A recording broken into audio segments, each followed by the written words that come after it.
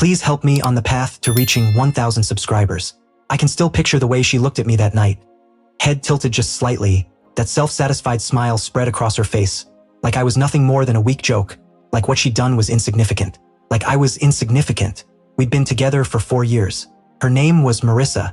When we first met, I was wrapping up my final year of law school, and she was balancing a psychology program while working part-time at a cafe. She carried this easy magnetism, an effortless charm that pulled people toward her without any effort at all. Everyone loved her instantly. I did too.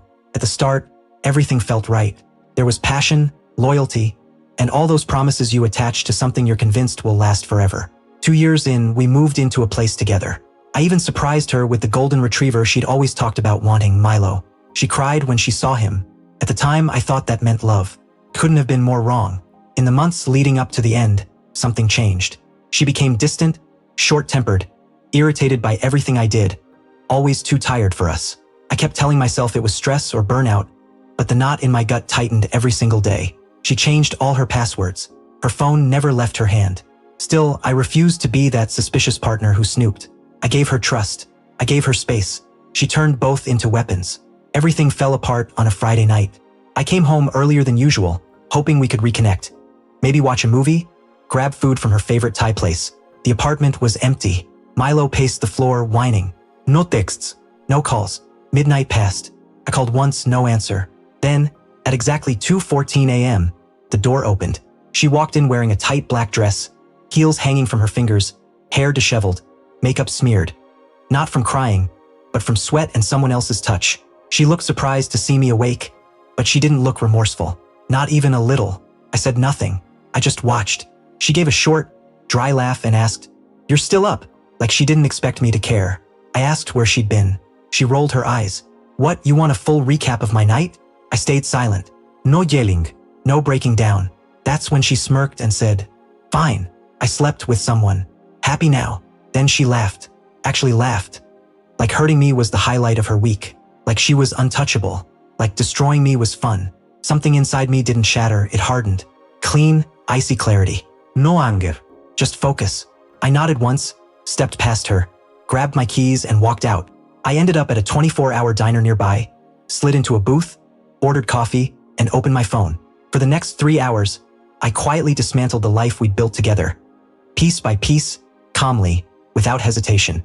What she didn't realize was that most of the rent was under my name. She didn't know the car she drove every day was mine financially. She didn't know I kept records, receipts, statements, patterns, the subtle signs she was drifting. And she definitely didn't know I already had an exit strategy. By sunrise, I went back home. She was asleep, snoring like her betrayal hadn't cost her anything. By 10 a.m., everything was set in motion. I canceled the credit card I'd co-signed when she was struggling. I froze our joint account. I called the landlord and submitted a 30-day notice. I scheduled movers, not for me, but for her. When she finally woke up, I told her calmly that she had 4 weeks to find a new place, that the lease was ending, and the utilities would shut off the day I moved. She looked stunned, like the ground had dropped out beneath her. It never occurred to her that I'd actually leave. "What am I supposed to do?"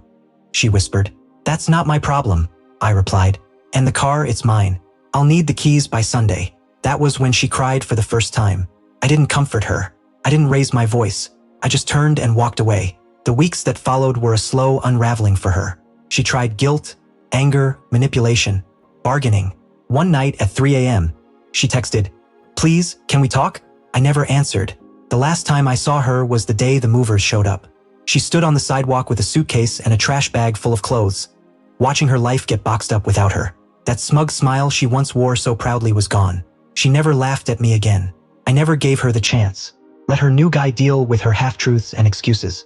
I walked away, and I'll never forget the moment she laughed in my face, because that was the moment my love for her died and my self-respect finally took its place. Please help me reach 1,000 subscribers.